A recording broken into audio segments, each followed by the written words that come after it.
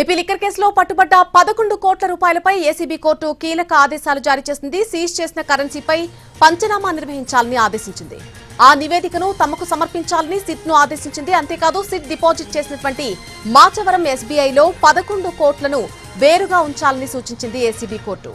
దీంతో కోర్టు ఉత్తర్వుల కాపీతో డబ్బు డిపాజిట్ చేసిన మాచవరం ఎస్బీఐ బ్రాంచ్ కు వెళ్లేందుకు సిద్ధమయ్యారు రాజ్కేశిరెడ్డి అడ్వకేట్లు.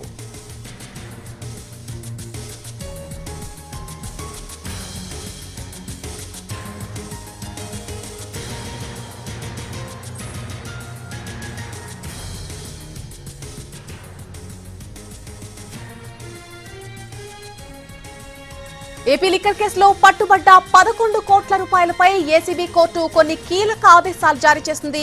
సీజ్ చేసినటువంటి ఆ కరెన్సీపై పంచనామా నిర్వహించాలంటూ ఆదేశాలు జారీ చేసింది. ఆ నివేదికను తమకు సమర్పించాలని సిట్ ను ఆదేశించింది.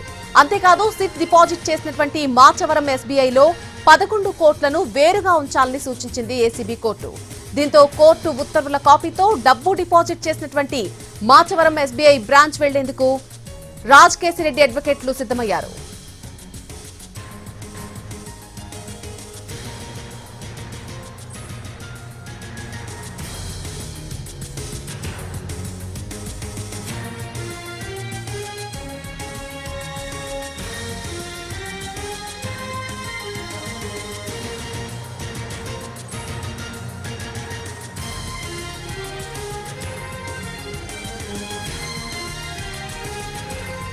నిన్న విజయవాడ ఏసీబీ కోర్టు న్యాయమూర్తి ఎదుట కంటతడి పెట్టుకున్నారు రాజ్కేశిరెడ్డి. తనకు సంబంధం లేకపోయినా 11 కోట్లు తనవే అని సిట్ లింకులు పెడుతోందని అన్నారు. 11 కోట్ల నగదుపై ఉన్నటువంటి నెంబర్స్ రికార్డ్ చేయాలని న్యాయమూర్తిని కోరారు కేశిరెడ్డి. తాను 2024 జూన్లో ఆ డబ్బు వరుణ్ కి ఇచ్చినట్టుగా చెబుతున్నారని, ఆ నోట్లు ఆర్బీఐ ఎప్పుడు ముద్రించింది అనేది చూడడానికి నెంబర్స్ రికార్డ్ చేయాలని కోరారు కేశిరెడ్డి. ఫామ్ హౌస్ ను 45 ఏళ్ల క్రితం కొన్నానని, నేను దానికి బినామీ అంటున్నారని, తన వయసు 43 అని, పుట్టక ముందే వేరే వారికి నేను బినామీ అయిపోయానా అంటూ కోర్టు ఎదుట కంటతడి పెట్టారు కేశిరెడ్డి. 11 కోట్ల రూపాయల నగదు బాక్సులు తానే అందించినట్టుగా చెబుతున్నారని, ఫింగర్ ప్రింట్స్ కూడా ఉండాలి కదా అని దాన్ని పరిశీలించాలని కోరారు.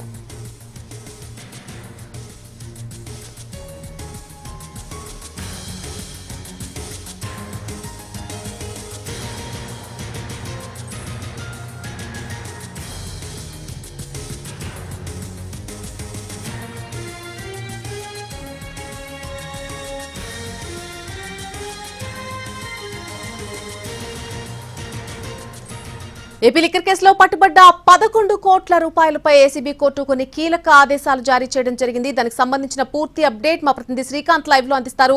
శ్రీకాంత్, ఈ 11 కోట్లకు సంబంధించి పంచనామా నిర్వహించాలని కోర్టు ఆదేశాలు జారీ చేసింది. సో ఈ పంచనామా ఎప్పుడు నిర్వహించే అవకాశం ఉంది అండ్ దాని మీద ఉన్నటువంటి నెంబర్స్ కూడా రికార్డ్ చేయాలని విచారణలో భాగంగా రాజ్కేశిరెడ్డి కోరినట్టుగా తెలుస్తోంది. పూర్తి అప్డేట్ ఏంటి ఈ అంశానికి సంబంధించి?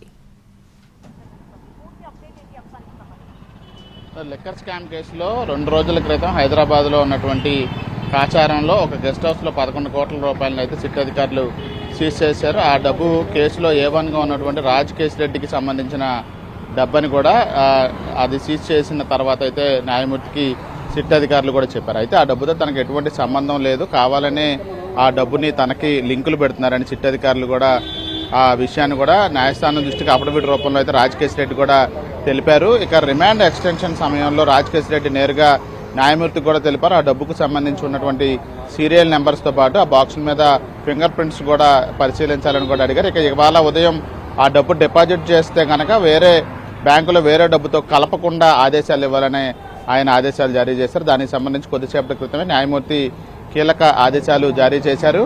ఈ డబ్బుని మాచవరం ఎస్బీఐలో డిపాజిట్ చేస్తే కనుక వేరే డబ్బుతో ఈ మొత్తాన్ని 11 కోట్లని కలపకుండా ఉంచాలన్నారు. అదేవిధంగా డబ్బుకు సంబంధించిన కరెన్సీకి సంబంధించి సీరియల్ నెంబర్ని, డినామినేషన్ని విడిగా పంచనామా నిర్వహించాలని కూడా చెప్పిన నేపథ్యంలో కోర్టు ఆర్డర్తో ప్రస్తుతం రాజ్కేశిరెడ్డి తరపున న్యాయవాదులు నేరుగా మాచవరం ఎస్బీఐకి కూడా వెళ్లారు. అక్కడికి వెళ్లి బ్యాంక్ మేనేజర్తో కోర్టు ఇచ్చినటువంటి ఆదేశాలు అమలు చేయాలని కోరబోతా ఉన్నారు. మొత్తంగా సిట్ విచారణకు సంబంధించి 11 కోట్ల సీజ్ అనేది ఇప్పుడు కీలక మలుపులు తిరుగుతుంది. ఆ డబ్బు రాజ్కేశిరెడ్డి దాని ఒకవైపున సిట్ అధికారులు నాకు సంబంధం లేదని రాజ్కేశిరెడ్డి చెప్తున్న నేపథ్యంలో ఇది ఆ రిజర్వ్ బ్యాంకు ప్రతి నోటు ముద్రించిన దానికి సంబంధించి వివరాలు ఉంటాయి కాబట్టి సీజ్ చేసిన డబ్బుకు 2024 జూన్ ముందుదా లేకపోతే ఆ తర్వాత లేటెస్ట్ కరెన్సీ సీరియల్ నెంబర్ అనేది తేలాలంటే వీటి నెంబర్లు మొత్తం సీజ్ చేయాలని రాజకేశ్ రెడ్డి కూడా కోరారు. కాబట్టి దానికి సంబంధించి ప్రస్తుతం ఉత్తర్వుల కాపీతో అయితే న్యాయవాదులు బ్యాంకుకు కూడా వెళ్లారు. దానికి సంబంధించి